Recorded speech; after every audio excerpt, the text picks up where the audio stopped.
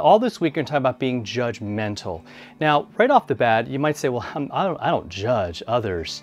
And, you know, again, this is one of those things much harder to see in us than it is to see in others. I can clearly see how judgy everyone else is, but me, nah, I'm pretty open-minded. I'm pretty forgiving. I give people a wide berth and all of that, but that's just not true. In fact, you know, driving in the car, everyone's a terrible driver, right? And I'm making a judgment. I'm saying you're horrible, and I'm assuming all kinds of things about you in your life and how you live, maybe how you vote, or, you know, I mean, all kinds of things. It's just crazy. And God calls us on the carpet. And Jesus deals with this one a lot because I think we all struggle with it.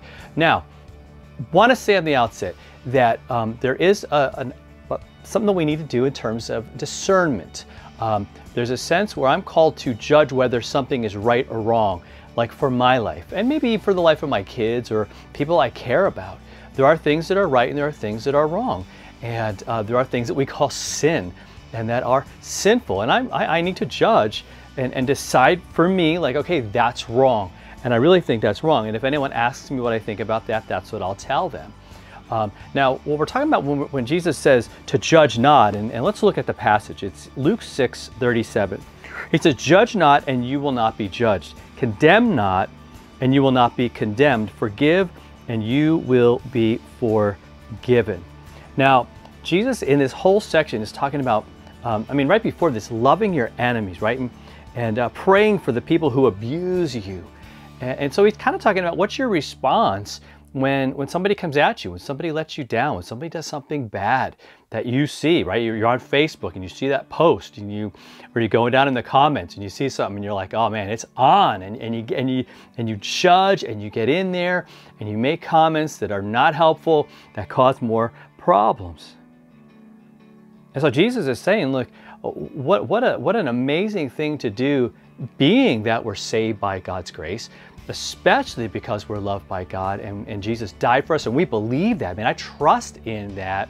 So how in the world can I believe that Jesus took my judgment, that Jesus took my penalty on the cross, that he paid the price for all of my sins and set me free, and then I'm gonna like absolutely condemn and judge everyone else in my life? That just, what Jesus is trying to say is like, that's kind of incompatible. Refusing to forgive somebody and yet you're forgiven? He's like, you know, what's the deal with that?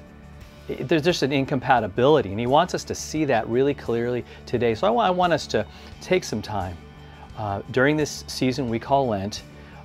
It's a season of preparation, and it's a season, we're getting ready for Easter. We want to embrace his victory over death and the grave with an amazing thing. And when we look at how we fail, we look at how judgy we can be and take that to God and experience his forgiveness. Man, when you look at that and then you look at the fact that he rose again, whoa, it is just unbelievable. And it's like, okay, God's giving me what I need to live for him every single day. That's what this follow-through thing is all about. So be praying about those things, thanking God for his love and forgiveness. We'll see you next time for another follow-through.